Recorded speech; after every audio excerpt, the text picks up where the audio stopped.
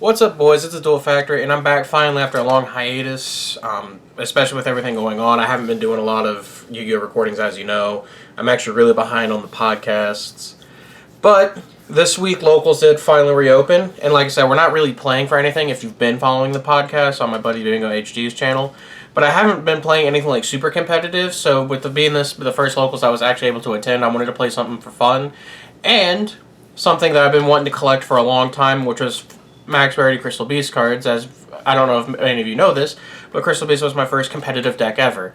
So I was actually super excited to finally be able to add these cards to my collection. I've been looking around at builds to play at locals at a competitive level because I'm going to play anything competitive.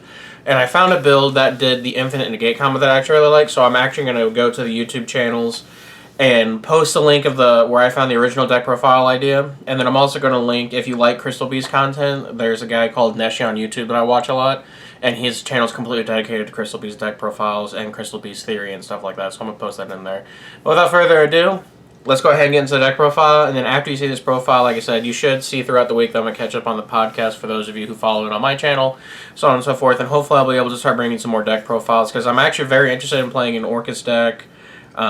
We have the rest of the Infernal Knights coming out, so I'm very excited to play that, and so on and so forth. But anyway, let's get into the deck profile.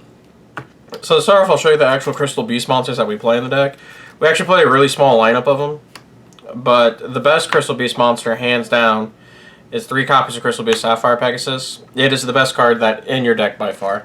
For those of you who don't know, I'll give a quick little rundown of them. Sapphire Pegasus, whenever it's normal or special summoned, it can set a Crystal Beast monster in the spell and trap card zone, either from hand, deck, or graveyard. And a lot of people don't know that fact about Crystal Beast Sapphire Pegasus. It's by far your best card. You can't ash it. It gets the ball rolling. It puts them in the spell and trap card zone, so you can actually use your spell cards, which is by far the best part of this deck. So on and so forth. So there's that. We're all playing 3 copies of Crystal Beast Ruby Carbuncle. I honestly do not like playing this card 3, but you kind of have to because it facilitates what your deck needs to do. It puts the additional level 4s on the board. And what it does is when it's special summoned to the field, it can special summon as many Crystal Beasts in your spell and trap card zone as possible. So the idea behind this is you get your Crystal Beast set from the spell and trap card zone, and then you summon off a card called Crystal Beacon usually, or you can sometimes use Crystal Promises depending on your situation. And then from there, what ends up happening is it puts the 3 level 4 monsters on the field that you actually need for your combo to work. But we play 3 of it because one at least in the deck at all times, so that way we can resolve Beacon no problem. And then we only play 3 named Crystal Beast monsters. The only other name we play in here is Crystal Beast Cobalt Eagle, and mainly it's because it fits all the requirements that we need for the deck to be as consistent as possible. Mainly the fact that it's level 4 is the big reason, and arguably you could play Topaz Tiger and you could play Crystal Beast Amber Mammoth. The reason we're playing Eagle, though, is because of its attribute, because it's a wind attribute. So you can make Lightning Chidori out of all the utility rank 4s that we have access to in this deck.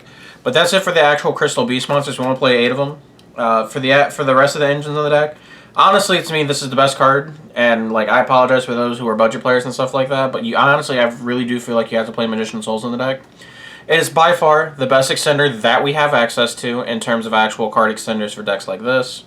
The fact that it can send Crystal Beast monsters out in your spell and trap card zone for additional draws is actually just insane. And like I said, it just fulfills all the requirements the deck needs. There really isn't a budget alternative to it, which I apologize ahead of time, but if you're going to play Crystal Beast in any form of competitive level, I do really think you need to play this card. And then for the brick of it, we play 1 copy of Apprentice Illusion Magician. And then on to the rest of the engine. We are playing the Infinite Negate combo, so you do have to play these cards as engine requirements. So 1 Zephyr the Elite, 1 Boar the Spear, and 1 Raider Raptor Seeing Lanius.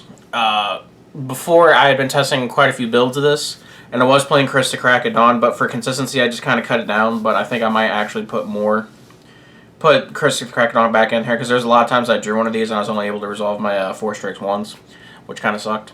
But I digress.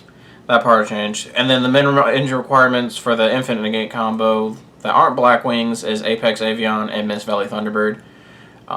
Not much to say. You set up Infinite Negate combo with the Union Hanger, and you need this to summon, not summon, but to set off a Union Carrier with Birds.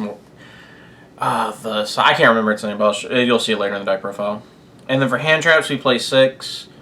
3 copies of Ash Blossom and Joyous Spring. It's the most generic one. Like I said, it's just at a local level, so I wasn't really worried about it. But I still wanted to play some sort of hand traps because, like I said, This is not the most competitive deck by any means. It's actually like, if you can't do the combo turn 1, the deck actually struggles, so you need to be able to slow your opponent down a little bit. And then 3 copies of Infinite Impermanence. It's just the best all-purpose utility hand trap. And that's it for those. And then the best reason to play this deck, honestly, is the spell cards that you can play are actually just broken. So you play 3 copies of Rainbow Bridge. This is one of the ones out of Legendary Duelist set, and it just got reprinted in the Legendary Duelist Season 1 set. But more or less, all this does, it's super simple. It just adds any crystal, spell, or trap card from your deck to hand. And that's insane because there's some very, very crazy cards in this deck. The money card, 3 copies of Crystal Bond, and this card's actually just like the perfect like creation of legacy support ever. But all Crystal Bond done, it's very, very simple. So you add a Crystal Beast monster from deck to hand, and then you place one in the spell and trap card zone that's a different name than the one that you added. And that's just insane because it gets you set up. It basically makes, the next card I'm going to show you, Bond and Beacon, the 2-card combo for the entire deck. Crystal Beacon, for those of you who don't know, if you have 2 or more Crystal Beast spell or trap, 2 or more Crystal Beast monsters in the spell or trap card zone, it lets you special summon any Crystal Beast from your deck. Okay, I don't know if it does. Okay, no, it doesn't have level restriction because I forget we are eventually going to get Crystal Beast Zenith Dragon. But this is what lets you do your combo because more or less you Crystal Bond for Pegasus and put Cobalt Eagle in the spell and trap card zone.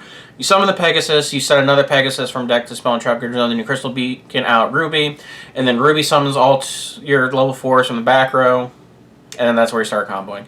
So that's a 2-card combo for the deck. It's actually insane. And then for the extender, we play 2 copies of Crystal Promise. This is like Monster Reborn, but Crystal Beasts go into the spell and trap card zone when they're destroyed. So you special summon 1 from the spell and trap card zone. Card's insane, honestly. It like a lot of the times, like when your Beacon gets up, but you have this and Ruby Carbuncle, like it's still a full combo. So that's insane.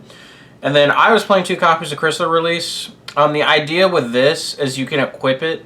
Because all it does, it increases a Crystal Beast monster by 800 attack points, and then when it goes from field to graveyard, it can put a Crystal Beast monster in your spell and trap card zone from your deck. And the idea is this card, out of all the additional like crystal spells and traps that we have, it works the best with Magician Souls, and it guarantees at least 1 Crystal Monster in the back row. After playing it this week, I'm probably going to cut it because it was actually just awful. But the idea is that it could get you to more cards, more or less. But I don't know.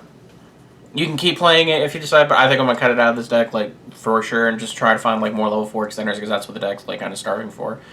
And then 1 copy of Crystal Blessing.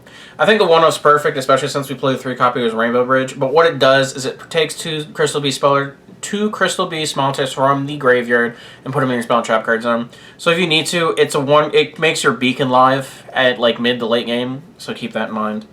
And then the last engine requirement we play is Ranked Magic Soul Shape Force. This is for the Wise Tricks combo.